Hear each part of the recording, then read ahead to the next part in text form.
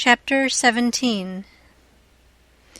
In about a minute, somebody spoke out of a window without putting his head out and says, "Be done, boys. Who's there?" I says, "It's me." "Who's me?" "George Jackson, sir." "What do you want?" "I don't want nothing, sir. I only want to go along by, but the dogs won't let me." "What are you prowling around here this time of night for, hey?" "I warn't prowling around, sir. I fell overboard off of the steamboat." "Oh, you did you? Strike a light there, somebody. What did you say your name was?" "George Jackson, sir. I'm only a boy." "Look here. If you're telling the truth, you needn't be afraid. Nobody'll hurt you. But don't try to budge. Stand right where you are. Rouse out Bob and Tom, some of you, and fetch the guns. George Jackson, is there anybody with you?" "No, sir, nobody." I heard the people stirring around in the house now, and see a light. The man sung out, "Snatch that light away, Betsy, you old fool. Ain't you got any sense? Put it on the floor behind the front door. Bob, if you and Tom are ready, take your places." "All ready." "Now, George Jackson, do you know the Shepherdsons?" "No, sir, I never heard of them." "Well, that may be so, and it mayn't. Now, all ready. Step forward, George Jackson. And mind, don't you hurry, come mighty slow. If there's anybody with you, let him keep back. If he shows himself, he'll be shot. Come along now. Come slow. Push the door open yourself. Just enough to squeeze in, do you hear?" I didn't hurry. I couldn't if I'd 'a' wanted to. I took one slow step at a time, and there weren't a sound, only I thought I could hear my heart. The dogs were as still as the humans, but they followed a little behind me. When I got to the 3 log doorsteps, I heard them unlocking and unbarring and unbolting. I put my hand on the door and pushed it a little more, till somebody said, "There, that's enough. Put your head in." I done it, but I judged they would take it off. The candle was on the floor, and there they all was looking at me, and me at them, for about a quarter of a minute. 3 big men with guns pointed at me, which made me wince, I tell you. The oldest gray and about 60, the other 2 30 or more, all of them fine and handsome, and the sweetest old gray-headed lady, and back of her 2 young women which I couldn't see right well. The old gentleman says, "There, I reckon it's all right. Come in." As soon as I was in, the old gentleman, he locked the door and barred it and bolted it, and told the young men to come in with their guns, and they all went in a big parlor that had a new rag carpet on the floor, and got together in a corner that was out of the range of the front windows. There weren't none on the side. They held the candle and took a good look at me, and all said, "Why, he ain't a Shepherdson. No, there ain't any Shepherdson about him." Then the old man said he hoped I wouldn't mind being searched for arms, because he didn't mean no harm by it. It was only to make sure. So he didn't pry into my pockets, but only felt outside with his hands, and said it was all right. He told me to make myself easy and at home, and tell all about myself. But the old lady says, "Why, bless you, Saul, the poor thing's as wet as he can be, and don't you reckon it may be he's hungry?" "True for you, Rachel, I forgot." So the old lady says, "Betsy," this was a nigger woman, "you fly around and get him something to eat as quick as you can, poor thing, and one of you girls go and wake up Buck and tell him, oh, here he is himself. Buck, take this little stranger and get the wet clothes off from him and dress him up in some of yours that's dry." Buck looked about as old as me, 13 or 14 or along there, though he was a little bigger than me. He hadn't on anything but a shirt, and he was very frowsy-headed. He came in gaping and digging one fist into his eye, and he was dragging a gun along with the other one. He says, "Ain't they no Shepherdsons around?" They said no, 'twas a false alarm. "Well," he says, "if they'd 'a been some, I reckon I'd 'a' got one." They all laughed, and Bob says, "Why, Buck, they might have scalped us all, you've been so slow in comin'." "Well, nobody come after me, and it ain't right I'm always kept down. I don't get no show." "Never mind, Buck, my boy," says the old man. "You'll have show enough, all in good time, don't you fret about that. Go along with you now, and do as your mother told you." When we got upstairs to his room, he got me a coarse shirt and a roundabout and pants of his, and I put them on. While I was at it, he asked me what my name was, but before I could tell him, he started to tell me about a blue jay and a young rabbit he had catched in the woods day before yesterday, and asked me where Moses was when the candle went out. I said I didn't know, I hadn't heard about it before, no way. "Well, guess," he says. "How am I going to guess," says I, "when I never heard tell of it before?" "But you can guess, can't you? It's just as easy." "Which candle?" I says. "Why, any candle," he says. "I don't know where he was," says I. "Where was he?" "Why, he was in the dark. That's where he was." "Well, if you knowed where he was, what did you ask me for?" "Why, blame it, it's a riddle, don't you see? Say, how long are you going to stay here? You got to stay always. We can just have boomin' times. They don't have no school now. Do you own a dog? I've got a dog, and he'll go in the river and bring out chips that you throw in. Do you like to comb up Sundays and all that kind of foolishness? You bet I don't, but Ma, she makes me. Confound these old breeches. I reckon I'd better put 'em on, but I'd ruther not, it's so warm.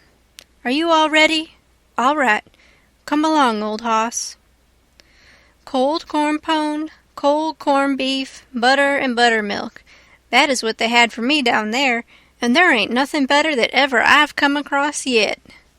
Buck and his ma and all of them smoked cob pipes, except the nigger woman, which was gone, and the 2 young women.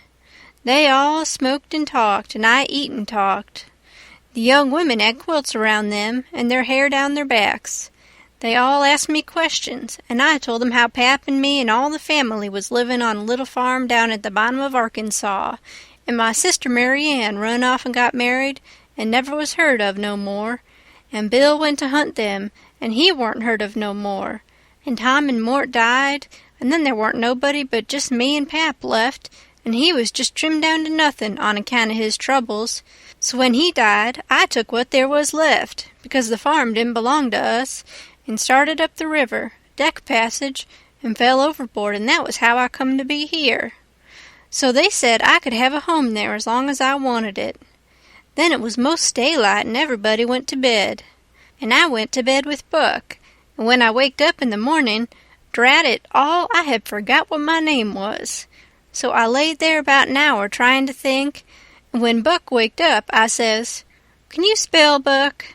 "Yes," he says.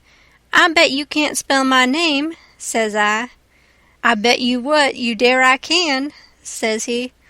"All right," says I, "go ahead." Georgejackson. There now, he says. "Well," says I, "you done it, but I didn't think you could. It ain't no slouch of a name to spell, right off without studying." I set it down private, because somebody might want me to spell it next, and so I wanted to be handy with it, and rattle it off like I was used to it. It was a mighty nice family, and a mighty nice house, too. I hadn't seen no house out in the country before that was so nice and had so much style. It didn't have an iron latch on the front door, nor a wooden one with a buckskin string, but a brass knob to turn, the same as houses in town. There weren't no bed in the parlor, nor a sign of a bed, but heaps of parlors in towns has beds in them. There was a big fireplace that was bricked on the bottom, and the bricks was kept clean and red by pouring water on them and scrubbing them with another brick. Sometimes they washed them over with red water paint they call Spanish brown, same as they do in town. They had big brass dog irons that could hold up a saw log. There was a clock on the middle of the mantelpiece, with a picture of a town painted on the bottom half of the glass front, and a round place in the middle of it for the sun, and you could see the pendulum swinging behind it.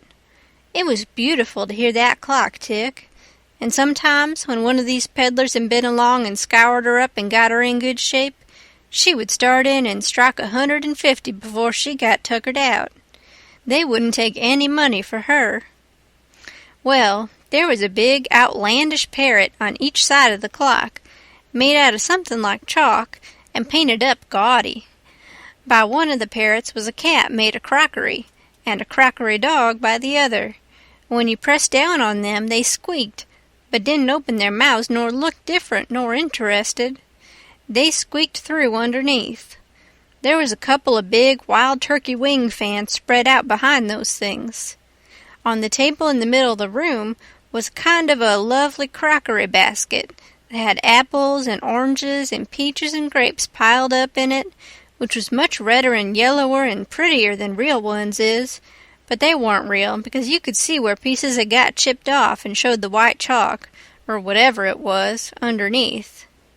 This table had a cover made out of beautiful oilcloth, with a red and blue spread eagle painted on it, and a painted border all round.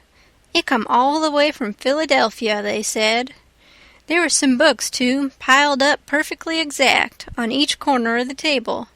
One was a big family Bible, full of pictures. One was Pilgrim's Progress, about a man that left his family. It didn't say why. I read considerable in it now and then. The statements was interestin', but tough. Another was Friendship's Offerin', full of beautiful stuff in poetry, but I didn't read the poetry. Another was Henry Clay's Speeches, and another was Dr. Gunn's Family Medicine, which told you all about what to do if a body was sick or dead. There was a hymn book and a lot of other books, and there was nice split-bottom chairs and perfectly sound, too, not bagged down in the middle and busted like an old basket. They had pictures hung on the walls, mainly Washingtons and Lafayettes and battles and Highland Marys, and one called Singin' the Declaration. There was some that they called crayons, which one of the daughters which was dead made her own self when she was only 15 years old. They was different from any pictures I ever see before, blacker mostly than is common. One was a woman in a slim black dress, belted small under the armpits, with bulges like a cabbage in the middle of the sleeves, and a large black scoop-shovel bonnet with a black veil, and white slim ankles crossed about with black tape, and very wee black slippers like a chisel, and she was leaning pensive on a tombstone on her right elbow, under a weeping willow, and her other hand hanging down her side holding a white handkerchief and a reticule, and underneath the picture it said, "Shall I never see thee more, alas?" Another was a young woman with her hair all combed up straight to the top of her head and knotted there in front of a comb like a chair-back, and she was crying into a handkerchief and had a dead bird laying on its back in her other hand with its heels up, and underneath the picture it said, "I shall never hear thy sweet chirrup more, alas."